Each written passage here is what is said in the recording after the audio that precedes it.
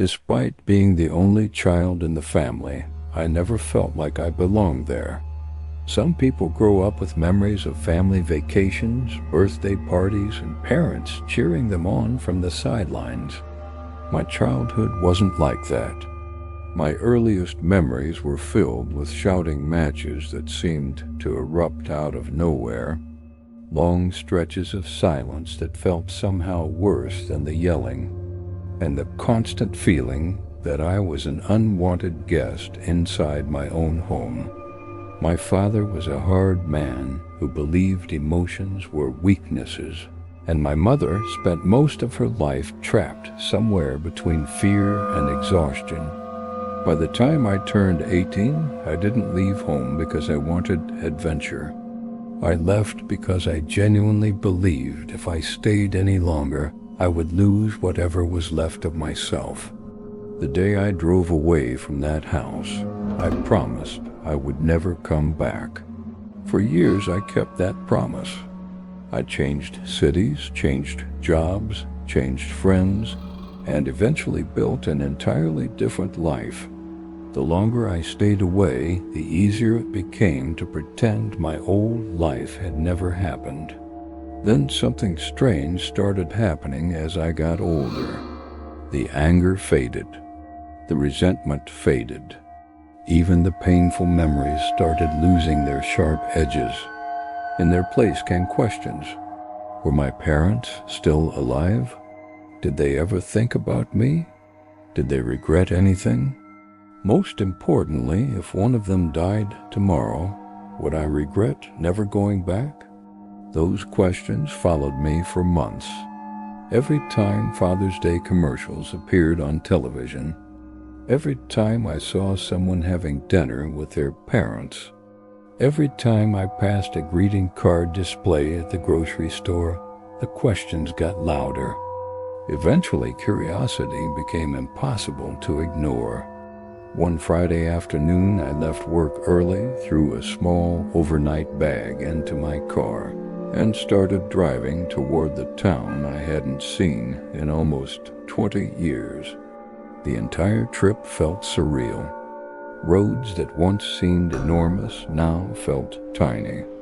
Places that used to define my world were reduced to brief landmarks flashing past my windshield. The closer I got to my hometown, the more nervous I became.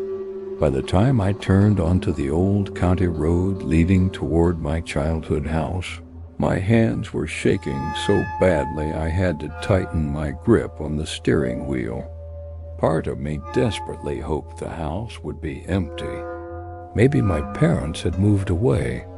Maybe they were living in a retirement community somewhere. Maybe the house had been demolished. Any of those outcomes would have been easier than facing whatever waited at the end of that road. Unfortunately, the house was still there. The moment it came into view, I recognized it instantly. Time had not been kind to it. The paint was peeling from the siding. The porch sagged noticeably toward one corner. Several shutters hung crookly from rusted hinges. Weeds consumed most of the yard. It looked abandoned, yet there were signs of life. A vehicle sat beside the garage. A dim porch light glowed beside the front door, despite it being the middle of the afternoon.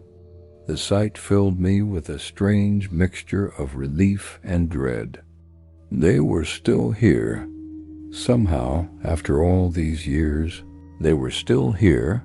I sat in the driveway for nearly 10 minutes before forcing myself out of the car. Every step toward the front porch felt heavier than the last. Memories flooded back with overwhelming clarity. The crack in the sidewalk where I fell and broke my wrist when I was 12. The porch swing my father never fixed. The front window my mother used to stare through whenever she thought nobody was watching. Everything felt frozen in time. When I finally reached the door, I stood there staring at it for several seconds before knocking. No answer. I knocked again. Still nothing. Just as I was about to leave, I heard movement inside. Slow footsteps. Then the sound of multiple locks being disengaged. The door creaked open. The man standing there looked older than I expected. Much older. His hair had turned completely white. Deep lines carved their way across his face. His shoulders seemed smaller somehow, but despite the years, there was no mistaking who he was. My father stared at me for several seconds without speaking. His eyes narrowed slightly, as if trying to place a familiar face from a distant memory. Then his expression changed completely. "Ethan?" he whispered. Hearing him say my name felt strange.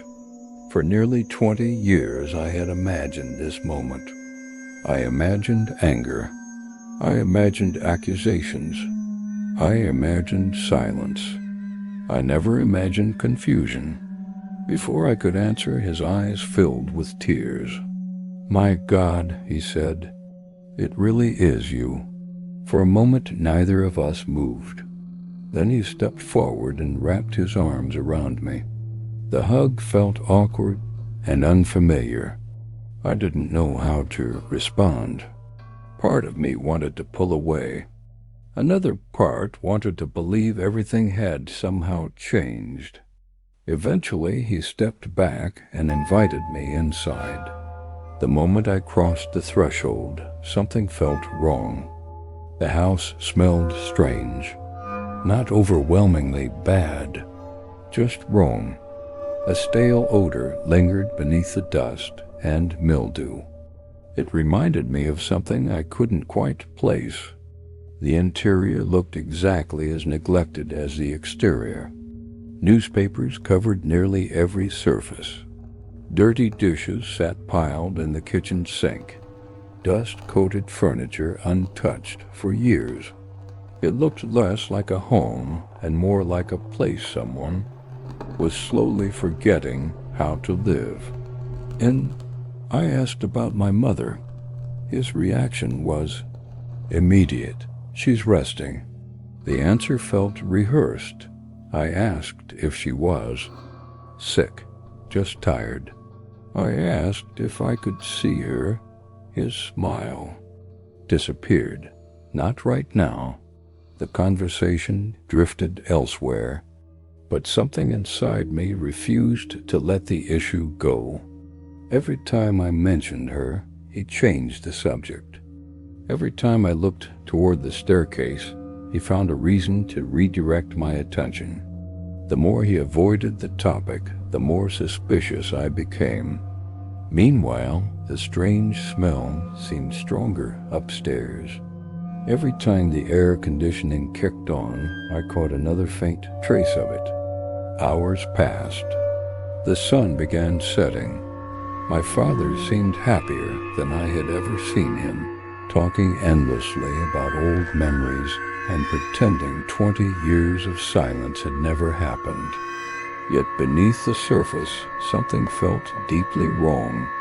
Eventually, he excused himself to retrieve firewood from the shed behind the house. The moment he stepped outside, I made my decision. I walked toward the staircase. The smell intensified immediately. By the time I reached the second floor, it was impossible to ignore. My pulse quickened. The hallway looked exactly as it had when I was a teenager. Same faded wallpaper. Same family photographs. Same worn carpet. At the far end stood my parents' bedroom. Door was partially open. I slowly pushed it wider. Then everything stopped.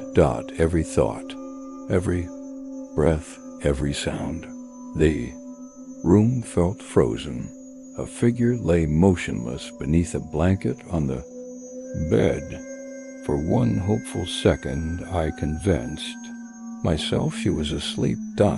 Then reality hit me, and my entire world collapsed.